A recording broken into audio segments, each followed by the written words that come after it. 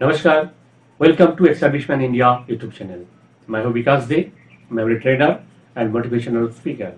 हमेशा का जैसे आज भी लेके आए हैं आपके लिए बहुत ही इंपॉर्टेंट इंफॉर्मेशन। ऐसे ही इंपॉर्टेंट इंफॉर्मेटिव वीडियोस को समय समय पर पाने के लिए इस चैनल को आप जरूर सब्सक्राइब करके रखिए। ये वीडियोस अगर आपको अच्छा लगे तो इसको आप अपना नोट सर्कल में जरूर शेयर कीजिए, लाइक कीजिए। आमतौर पे देखा जाता है ज़्यादातर लोगों का एक से ज़्यादा सेविंग्स अकाउंट रहता है और एक से ज़्यादा बैंक में भी कई बार रहता है। तो सवाल ये था कि अगर किसी का एक से ज़्यादा सेविंग्स अकाउंट है तो क्या इनकम टैक्स एक्ट में कोई प्रॉब्लम हो सकता है? किसी का 2 है, किसी का 4 है, किसी का 6 है, किसी का सिंगल अकाउंट है, जॉइंट अकाउंट है, किसी ऑर्गेनाइजेशन का साथ जो अकाउंट्स है, ये सारे अकाउंट्स क्या आपके लिए कभी प्रॉब्लम रेज कर सकता है? इन फ्यूचर इनकम टैक्स कभी आपको नोटिस भेज सकता है? इस विषय पे जो सवाल है उसका जवाब इस वीडियो में आज देंगे। और सिर्फ इतना ही नहीं, आप कितने तक ट्रांजैक्शन कर सकते हैं, कितने तक आप कैश ट्रांजैक्शन करने से आपके पास इनकम टैक्स का नोटिस नहीं आएगा, वो भी इस वीडियो में डिस्कस करेंगे। सो फ्रेंड्स, आपके पास एक से ज़्यादा सेविंग्स अकाउंट का ज़रूरत पड़ सकता है। आपके लिए एक से ज़्यादा सेविंग्स अकाउंट का ज़रूरत पड़ सकता है और आमतौर पे है भी एक से ज़्यादा अकाउंट्स। पर as per income tax act, अगर आपके पास मोर देन 1 सेविंग्स अकाउंट है या कितने भी सेविंग्स अकाउंट है, इस बात पर कोई रेस्ट्रिक्शन नहीं है। आपके पास कितने भी सेविंग्स अकाउंट हो उसका कोई रिस्ट्रिक्शन नहीं है। ये आपके लिए कोई प्रॉब्लम वाली मैटर नहीं है। इनकम टैक्स को इसका कोई ऑब्जेक्शन नहीं है, चाहे आपके नाम से सिंगल या जॉइंट या ऑर्गेनाइजेशनल इंस्टीट्यूशनल कोई भी अकाउंट्स हो, इससे इनकम टैक्स को कोई इतराज नहीं है। इनकम टैक्स का जो रिलेशन है वो है आपका इनकम, आपका accountability of income and transaction. हाँ, ये जरूर है कि ट्रांजैक्शन पर कुछ रिस्ट्रिक्शंस है, जैसे कि ध्यान से सुनिएगा, आपका चाहे वो पोस्ट ऑफिस पीओएसबी अकाउंट्स हो या फिर आपका आईपीपीबी अकाउंट्स हो या फिर और कहीं किसी तरह का अकाउंट्स हो या नेशनलाइज्ड बैंक में अकाउंट्स हो, कैश ट्रांजैक्शन सिंगल ट्रांजैक्शन में 2 लाख से ज़्यादा नहीं होना चाहिए। 2 लाख से ज़्यादा होगा तो इनकम टैक्स का नोटिस आपके नाम पर इशू हो सकता है। आपसे कारण पूछा जाएगा, इसका वजह पूछा जाएगा कि आप किस वजह से सिंगल टर्म में आप मोर देन 2 लाख ट्रांजैक्शन किया।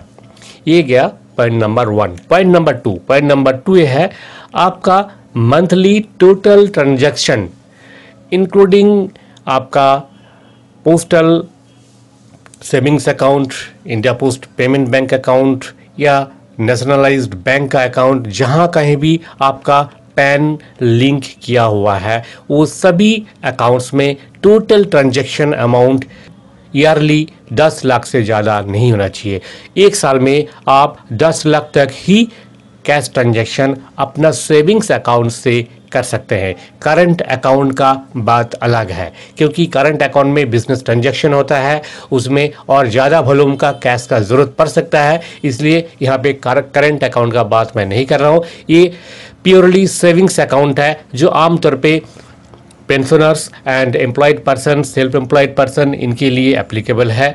जो सेविंग्स अकाउंट हम रखते हैं बैंक में या और किसी ऑर्गेनाइजेशन में, उस सेविंग्स अकाउंट का yearly transaction, cash transaction, yearly जो कैश ट्रांजैक्शन है वो 10 लाख से ज़्यादा नहीं होना चाहिए। अगर 10 लाख से ज़्यादा है तो आपके नाम पर इशू हो सकता है इनकम टैक्स का नोटिस, और इसमें कारण दर्शाने के लिए आपको कहा जाएगा, आपको बताना पड़ेगा आप क्यों 10 लाख से ज़्यादा कैश विड्रॉ किया या फिर जमा किया।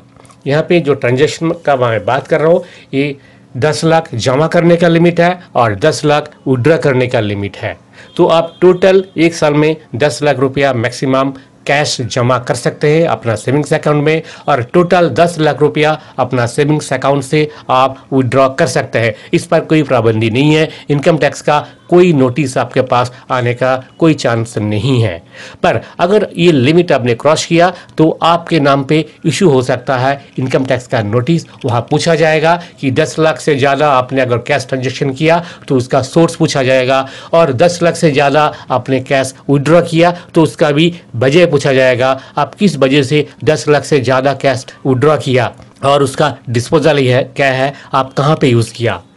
तो इस चीज़ को ध्यान में रखते हुए आप याद रखिएगा ये जो ट्रांजैक्शन लिमिट है। और आपका जो अहम सवाल था savings bank account, number of accounts का, इसका कोई लिमिट नहीं है, आप बेफिक्र रह सकते हैं। आपका कितने भी बैंक में, कोई भी बैंक में कितने भी सेविंग्स अकाउंट हो, बिल्कुल चिंता की बात नहीं है। सो फ्रेंड्स, जैसे आपने देखा जाना, उम्मीद है कि ये इंफॉर्मेशन आपके लिए बहुत ही कारगर होगा। ऐसे ही इंफॉर्मेटिव वीडियोस को पाने के लिए रिक्वेस्ट है कि आप इस चैनल को सब्सक्राइब जरूर करके रखिए, ताकि अगले वीडियोस का नोटिफिकेशन आपको तुरंत मिले। इसी उम्मीद के साथ इस वीडियो को यहीं पे विराम देते हुए जय हिंद, जय भारत।